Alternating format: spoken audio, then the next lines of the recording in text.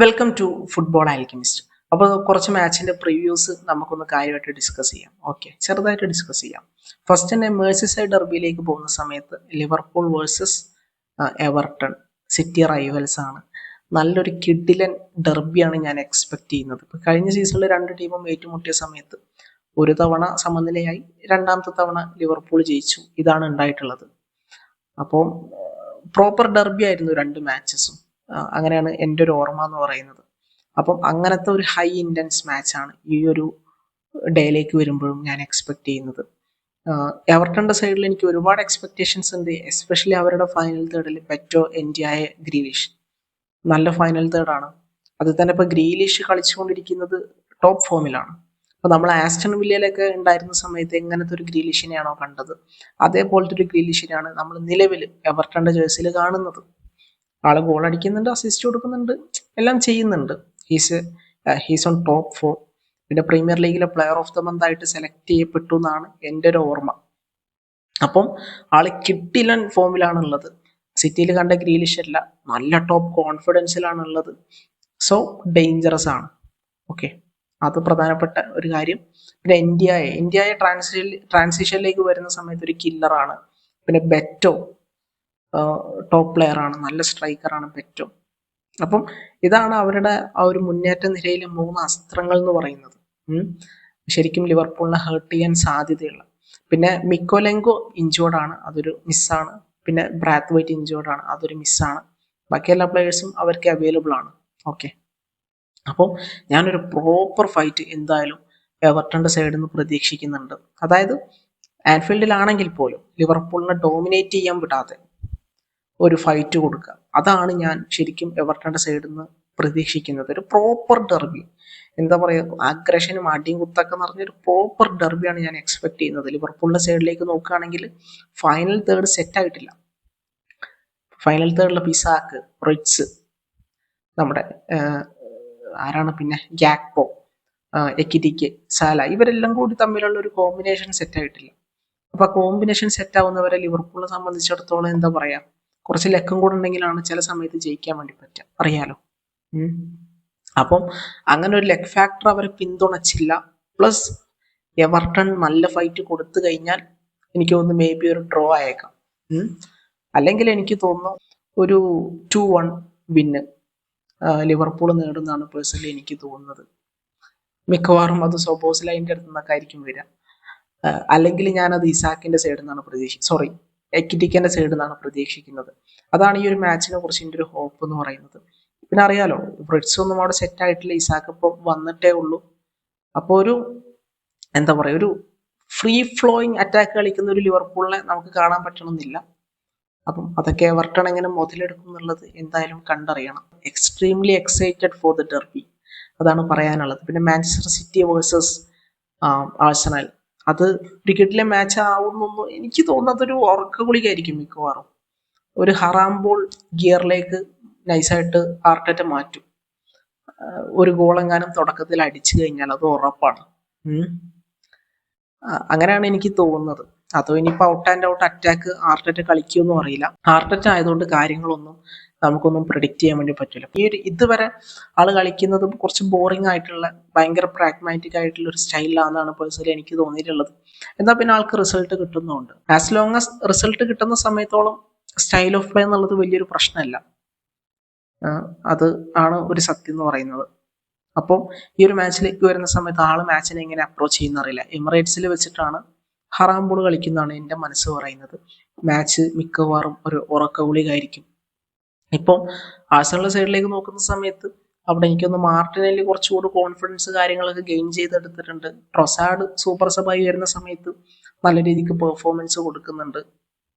അതൊക്കെ തന്നെ അവരെ സംബന്ധിച്ചിടത്തോളം ഒരു പോസിറ്റീവ് ആയിട്ടുള്ളത്. സോ അതുവഴി അവർക്ക് സിറ്റിനെ വിങ്സിലൂടെ അറ്റാക്ക് ചെയ്യാൻ വേണ്ടി പറ്റുമായിരിക്കും മേ ബി. ഓക്കെ, അതായിരിക്കും എന്തായാലും അവരുടെ ഒരു പ്രധാനപ്പെട്ട ടാർഗറ്റ്. പിന്നെ മദ്വേക്ക് ഉണ്ട്. മദ്വേക്ക് മോശം കളിക്കാരനൊന്നുമല്ലല്ലോ. മദ്വേക്ക് എപ്പോഴും ട്രൈ ചെയ്തുകൊണ്ടിരിക്കുന്ന പ്ലെയർ ആണ്. അപ്പോൾ വിങ്ങില് മദ്വേക്കും സിറ്റിക്ക് കാര്യമായിട്ടുള്ള ഒരു ത്രെറ്റ് ആയിരിക്കും. അപ്പം ഓറൈലി ആണെങ്കിലും സിറ്റിന്റെ റൈറ്റ് ബാക്ക് കളിക്കുന്ന ആളാണെങ്കിലും അതിനെ എങ്ങനെ ഫേസ് ചെയ്യും എന്നുള്ളത് നമ്മൾ കണ്ടറിയണം. ഓക്കെ, പിന്നെ മിഡ്ഫീൽഡ് വെൽ സെറ്റിൽ മിഡ്ഫീൽഡാണ് ആഴ്സണലിനുള്ളത്. അതേസമയം എനിക്ക് ഇപ്പോൾ ലാസ്റ്റ് UCL മാച്ച് ഞാൻ കണ്ടിട്ടില്ല, അതിന് മുന്നത്തെ മാച്ചൊക്കെ നോക്കുകയാണെങ്കിൽ സിറ്റിന്റെ മിഡ്ഫീൽഡ് അത്ര പെർഫെക്റ്റ് ആണെന്ന് തോന്നുന്നില്ല. ആ ഒരു യുണൈറ്റഡിന്റെ മാച്ച് വെച്ചിട്ട് നമുക്ക് വിലയിരുത്താനും വേണ്ടി പറ്റൂല, അതാണ് സത്യം. അപ്പൊ എനിക്ക് തോന്നുന്നു റോഡ്രി ഒന്നും ആ ഒരു പഴയ ഫോമിലേക്ക് തിരിച്ചെത്തിയിട്ടില്ല. അപ്പം അതൊക്കെ മുതലെടുക്കാൻ വേണ്ടി കഴിഞ്ഞു കഴിഞ്ഞാൽ എനിക്ക് തോന്നുന്നു എമിറേറ്റ്സിൽ വെച്ചിട്ട് ഒരു വിക്ടറി എന്തായാലും നമ്മുടെ ആർട്ടറ്റയുടെ സൈഡിൽ നേടാൻ വേണ്ടി പറ്റും. അവസാന സമയത്ത് ഇവർ ഏറ്റുമുട്ടുമ്പോഴൊക്കെ എനിക്കൊന്ന് ലാസ്റ്റ് 5 മാച്ചിലും 3 വിജയം ആഴ്സണലിനുണ്ടെന്നാണ് എൻ്റെ ഒരു ഓർമ്മ ശരിയാണെങ്കിൽ. എന്തായാലും ഒരു ഡോമിനേഷൻ ആർട്ടറ്റന്റെ ആഴ്സണലിനുണ്ട്, അത് എന്തായാലും ഉറപ്പാണ്. അപ്പം എനിക്ക് തോന്നുന്നു ഒരു 1-0 വിക്ടറിയാണ് പേഴ്സണലി ഞാൻ ആഴ്സണലിന്റെ സൈഡിൽ വിചാരിക്കുന്നത്. എന്നാൽ പിന്നെ ഞാൻ ഉദ്ദേശിക്കുന്നത് സിറ്റി മോശമായിട്ട് കളിക്കുന്നൊന്നല്ല. സിറ്റിൻ്റെ ഇപ്പോൾ ഏറ്റവും വലിയ പോസിറ്റീവ് എന്ന് പറയാനുള്ളത് ഫോഡന്റെ ഫോമാണ്. ഫോഡൻ പഴയ പോലെ തിരിച്ചു വരുന്നതാണ് പേഴ്സണലി എനിക്ക് തോന്നുന്നത്. അതേസമയം ടോപ്പ് ഫോമിലാണ് ഹാലൻഡ് കളിച്ചുകൊണ്ടിരിക്കുന്നത്. ഡോക്കു പിന്നെ ആ ഒരു ഡെർബിയിലൊക്കെ നല്ല കളിയാണ് കളിച്ചത്, അതൊക്കെ അവിടെ ഉണ്ട്. പിന്നെ റോഡ്രി ഒരു പഴയ ഫോമിൽ കളിച്ചു കഴിഞ്ഞാൽ പിന്നെ കേസ് ഡിഫറെൻ്റ് ആണ്. ഓക്കെ, പിന്നെ പിടിച്ചാൽ കിട്ടൂല ചിലപ്പം സിറ്റിനെ, അതാണ് പറയാനുള്ളത്. അപ്പം എനിക്ക് തോന്നുന്നത് എങ്ങനെയായാലും എൻ്റെ മനസ്സ് പറയുന്നത് ഒരു 1-0 വിക്ടറി ഫോർ ആഴ്സണലാണ്.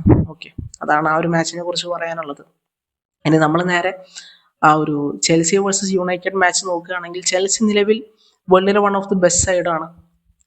യുണൈറ്റഡ് നോക്കുമ്പോൾ വളരെ കഷ്ടമാണ് അവരുടെ അവസ്ഥ. പക്ഷെ നിങ്ങൾ ഈ ഒരു പാറ്റേൺ ശ്രദ്ധിച്ചിട്ടുണ്ടാവും, യുണൈറ്റഡ് എപ്പോഴും ഇങ്ങനെ തോറ്റൊക്കെ ഇരിക്കുന്ന സമയത്ത്, ഇങ്ങനെ മീഡിയാസ് ഒക്കെ അവർ അറ്റാക്ക് ചെയ്യുന്ന സമയത്ത് അവർക്ക് ഏതെങ്കിലും ഒരു ബിഗ് ഓപ്പണന്റിനെ കിട്ടും, അവരെ തോൽപ്പിക്കും, അല്ലെങ്കിൽ അവരായിട്ടൊരു സമനില പിടിക്കും, എന്നിട്ട് ടീം വീണ്ടും പഴയ എനർജിയിലേക്ക് എന്ന പോലെ തിരിച്ചു വരും.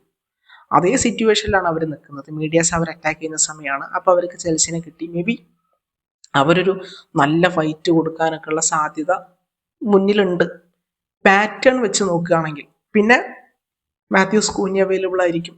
അതുപോലെ തന്നെ നമ്മുടെ വേറൊരു പ്ലെയർ ഉണ്ടല്ലോ, മാത്യൂസ് കുഞ്ഞില്ലാതെ മേസൺ മൗണ്ട് അവൈലബിൾ ആയിരിക്കും. ഈ രണ്ടാളും സ്റ്റാർട്ടിംഗ് ലൈനപ്പിലേക്ക് വരാനുള്ള സാധ്യത വളരെ വളരെ കൂടുതലാണ്. പിന്നെ ഡയലോട്ട് അവൈലബിൾ അല്ല, റൈറ്റ് വിങ് ബാക്ക് ആയിട്ട് സ്വാഭാവികമായിട്ടും അവിടെ അമാദ് വരും. പിന്നെ ഈ റൂബൻ അമോറിം പോയിട്ട് കസമീറോ ബ്രൂണോ അല്ലെങ്കിൽ ഉഗാർട്ടെ ബ്രൂണോ മിഡ്ഫീൽഡ് സ്റ്റാർട്ട് ചെയ്യിപ്പിക്കുമെന്ന് അറിയില്ല. മിഡ്ഫീൽഡ് സ്റ്റാർട്ട് ചെയ്യിപ്പിച്ചു കഴിഞ്ഞാൽ അപ്പം തന്നെ വിസിലടിച്ച് കളി നിർത്തണം, ചെൽസി ജയിക്കും, 100% ഷുവർ, അത് ഉറപ്പാണ്. അപ്പൊ അങ്ങനത്തെ മണ്ടത്തരൊന്നും ആള് ഈ ഒരു മാച്ചിലേക്ക് വരുമ്പോഴെങ്കിലും കാണിക്കില്ല എന്ന് നമുക്ക് വിചാരിക്കാം. പിന്നെ സെസ്കോ സ്റ്റാർട്ട് ചെയ്യുമെന്നാണ് തോന്നുന്നത്, സ്റ്റാർട്ട് ചെയ്യുമോ അറിയില്ല. സെസ്കോനെ പോലത്തെ ഒരു പ്ലെയർ എന്തായാലും അവർക്ക് ഗ്രൗണ്ടിൽ ആവശ്യമാണ്. അപ്പൊ ചാൻസ് ക്രിയേറ്റഡ് ഒക്കെ വെച്ച് നോക്കുന്ന സമയത്ത് ഈ ഒരു മാഞ്ചസ്റ്റർ യുണൈറ്റഡ് സൈഡ് ലീഗിൽ വളരെ ടോപ്പിലാണ്, പക്ഷെ അവർക്ക് ഇത് കൺവേർട്ട് ചെയ്യാൻ വേണ്ടി പറ്റുന്നില്ല. അപ്പം അതൊക്കെ കൺവേർട്ട് ചെയ്യാൻ സെസ്കോനെ പോലത്തെ ഒരു പ്ലെയർ ഉപകാരപ്പെടും. പക്ഷെ സെസ്കോ ഈ ഒരു സിസ്റ്റത്തിനോട് ഇടയ്ക്ക് ചേർന്ന് വന്നിട്ടില്ല എന്നുള്ളതാണ് ഒരു സത്യം. കാരണം ആളിപ്പോൾ എത്തിയിട്ടല്ലേ ഉള്ളൂ. പിന്നെ ചെൽസിന്റെ ഡിഫൻസ് നോക്കുകയാണെങ്കിൽ ചെൽസിന്റെ ഡിഫൻസ് ഒക്കെ കൂളായിട്ട് പൊട്ടിക്കാം. കമ്പാരിറ്റീവ്ലി എനിക്കൊന്നൊരു സ്ട്രോങ്ങർ ഡിഫൻസ് ഉള്ളത് മേ ബി യുണൈറ്റഡ് തന്നെ ആയിരിക്കും. ചെൽസിന്റെ ഡിഫൻസ് കൂളായിട്ട് പൊട്ടിക്കാൻ വേണ്ടി പറ്റും, വലിയ ബുദ്ധിമുട്ടൊന്നും ഉണ്ടോ തോന്നില്ല. പക്ഷെ ആ ഡിഫൻസ് പൊട്ടിക്കണമെങ്കിൽ ആ മിഡ്ഫീൽഡ് ബ്രേക്ക് ചെയ്ത് വരണം. അവിടെയാണ് കായ്സഡോ എൻസോ ഫെർണാണ്ടസ് ഒക്കെ ഉള്ളത്.